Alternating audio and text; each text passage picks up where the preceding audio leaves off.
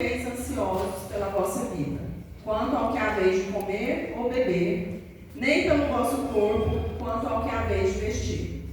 Não é a vida mais do que o alimento e o corpo mais do que as vestes?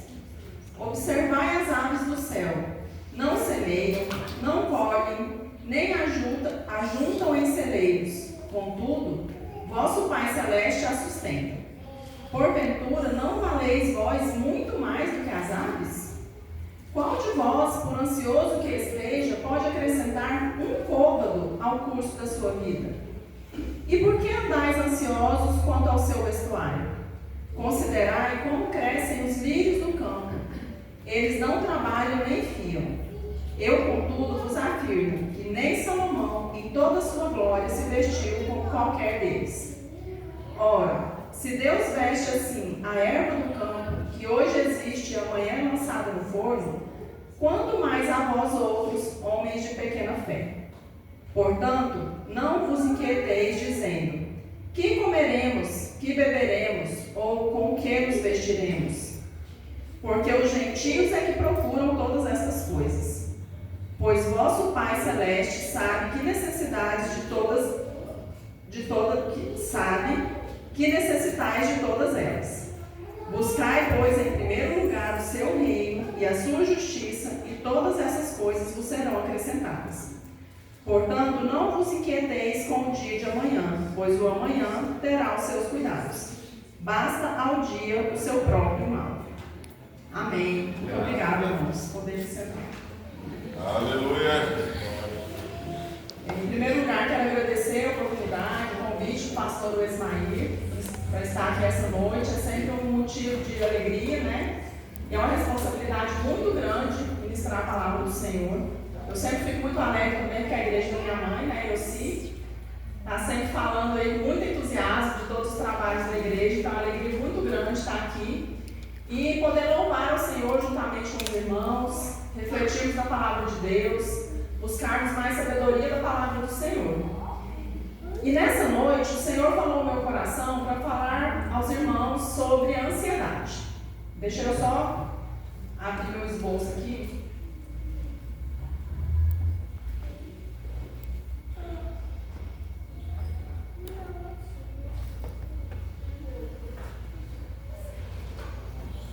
Aleluia. Para me ajudar aqui. Vamos falar um pouquinho sobre a ansiedade, irmãos. De acordo com a OMS, vou começar trazendo aqui alguns dados para os irmãos. De acordo com a OMS, né, a Organização Mundial da Saúde, 50% das pessoas que passam pelos hospitais, aproximadamente, né, 50% das pessoas que passam pelos hospitais são vítimas de doenças psicossomáticas.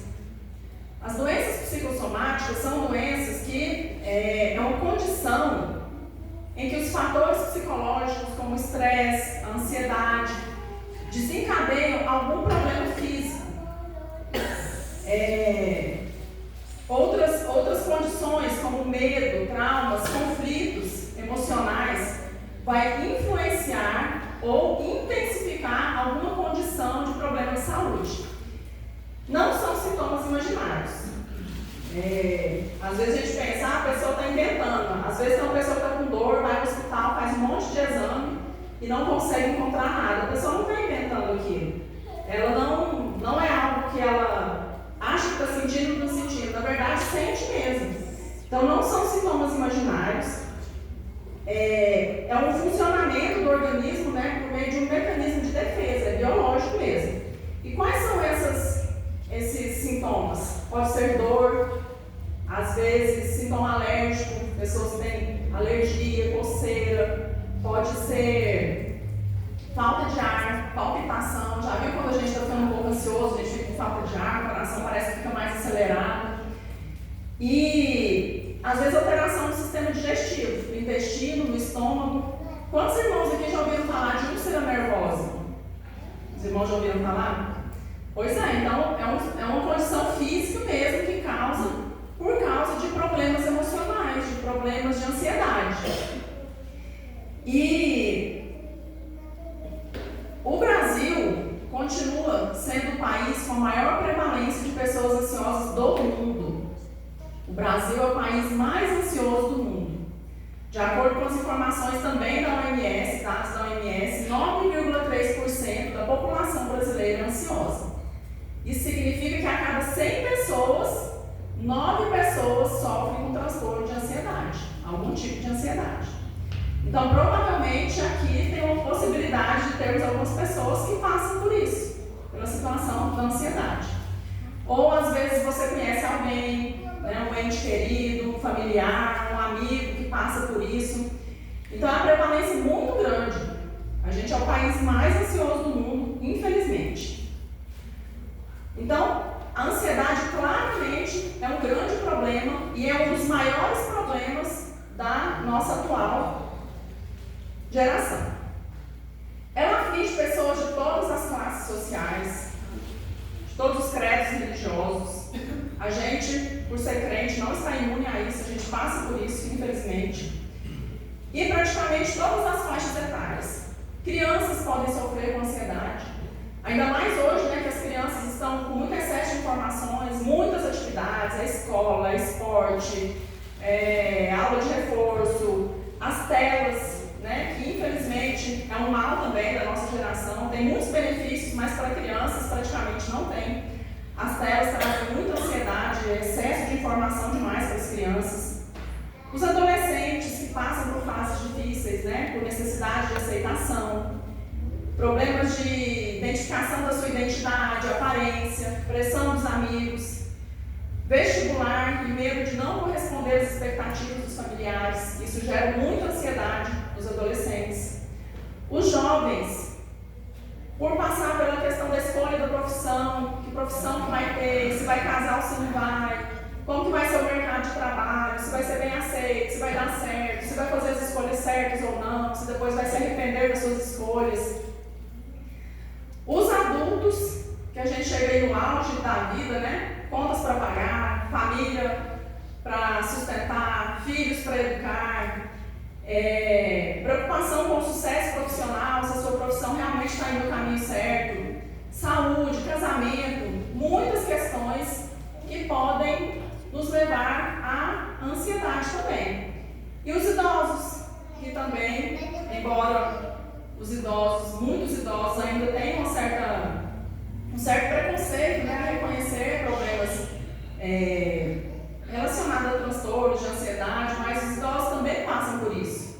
Por questões de saúde, limitações físicas, né, perda da independência, medo da morte, problemas de saúde, viuvez ou preocupação com a família.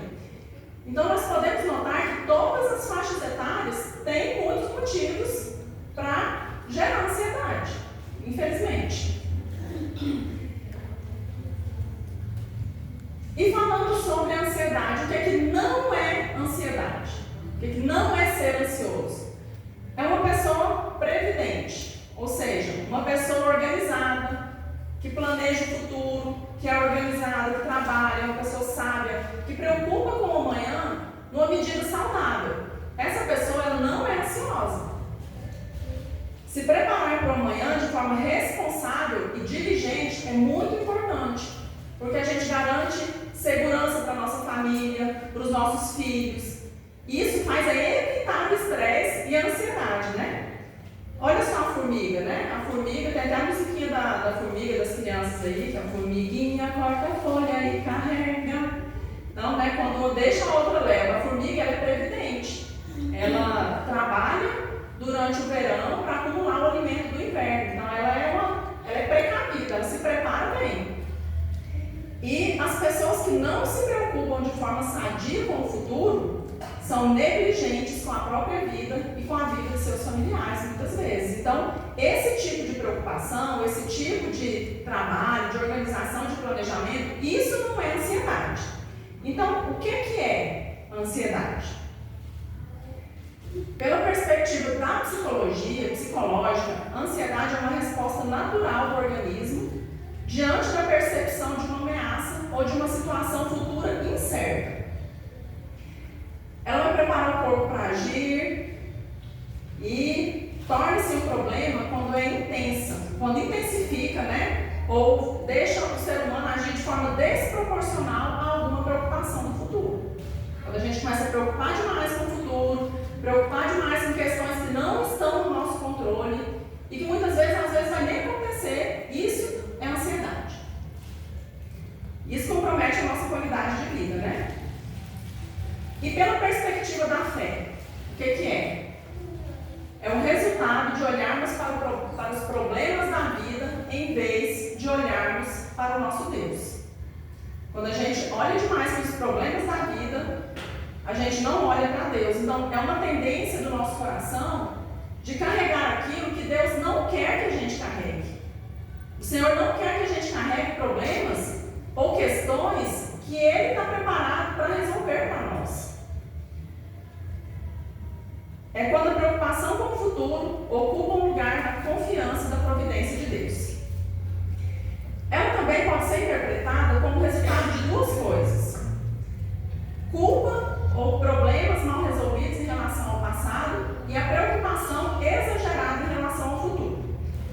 Então, olha só, algumas pessoas vivem ansiosas por questões do passado, questões que viveram, às vezes na infância, na juventude, e essas questões ficaram mal resolvidas, relacionamentos que não deram certo, traumas que aconteceram, às vezes uma injustiça que a pessoa sofreu e que ela carrega aquilo na vida toda e fica remoendo, fica sofrendo por aquilo, e aquilo sempre gera ansiedade no coração da pessoa.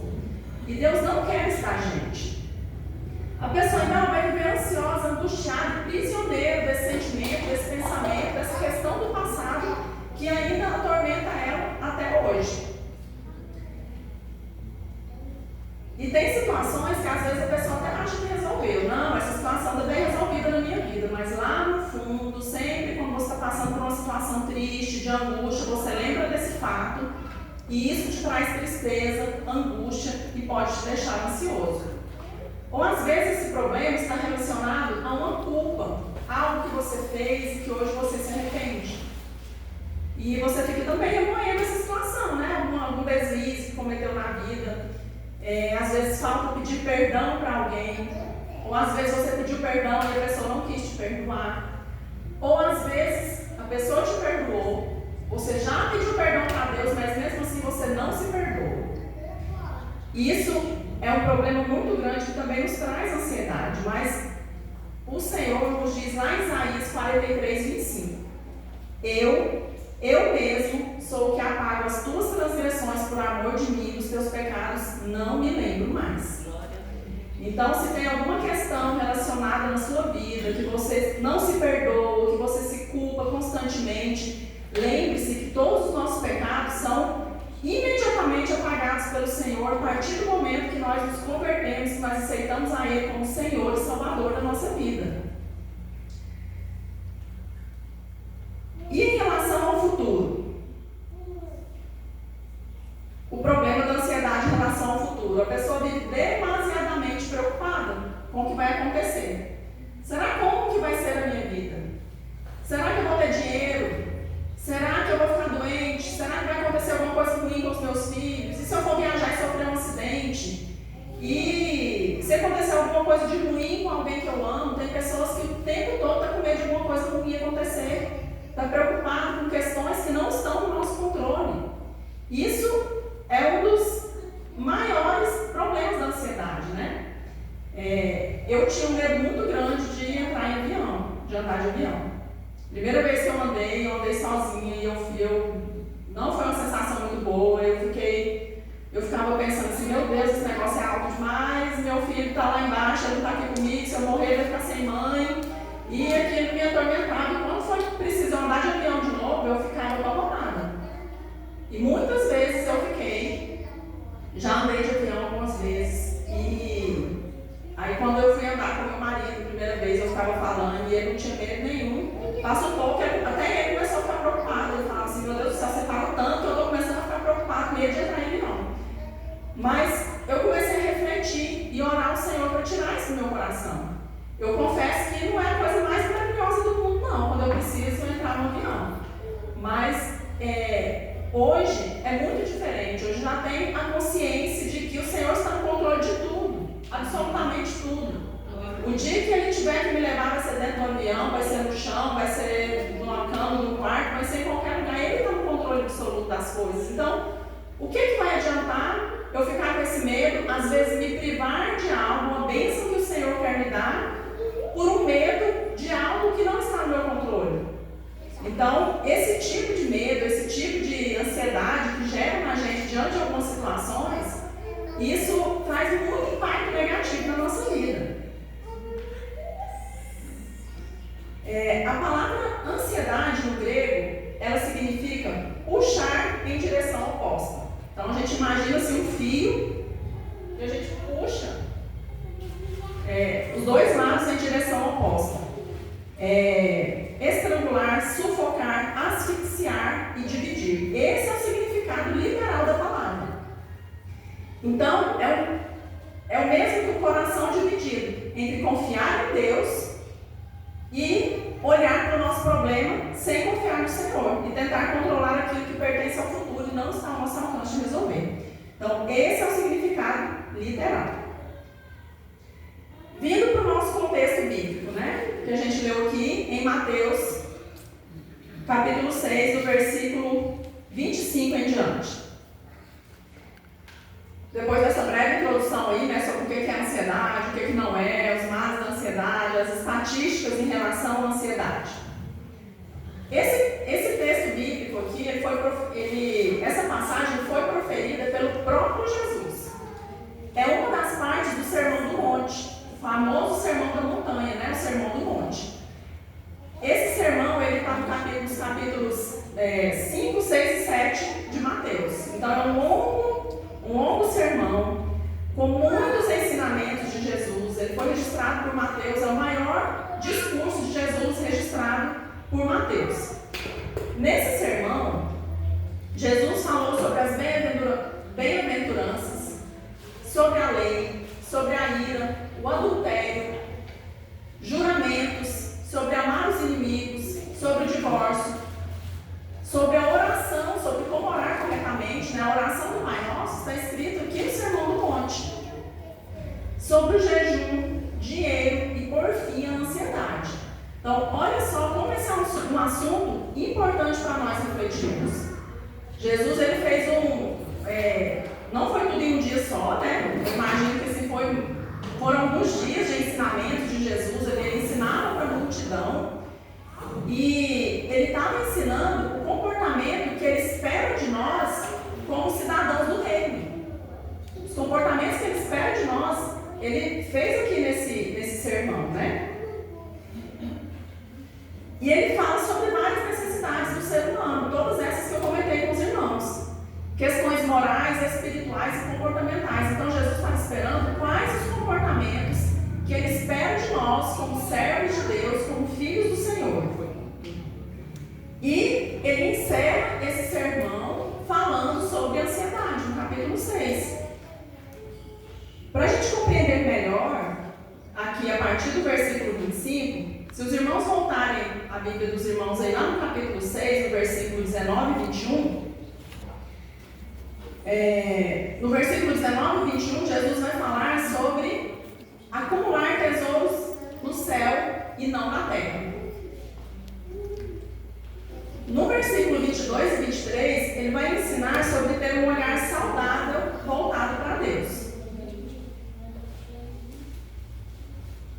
Eu estou citando esses versículos aí para os irmãos para a gente entender melhor o contexto quando começa lá a partir do versículo 25. Então, voltando aqui. Nos versículos 19 e 21, Jesus fala para nós acumularmos tesouros no céu e não na terra. No 22 e 23, ele ensina sobre ter um olhar saudável voltado para Deus. No versículo 24, Jesus afirma que ninguém pode servir a dois senhores, a Deus e as riquezas. Ou mamon. Tem algumas bíblias que falam servir a Deus e a mamon. No versículo 24 aí, algum irmão tem uma bíblia que fala isso?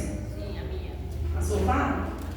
Algumas bíblias falam não tem como servir a Deus e as riquezas, outras bíblias falam servir a Deus e a mamon. Esse mamon que está aí é a personificação das riquezas. Jesus utilizou esse nome, também deriva de uma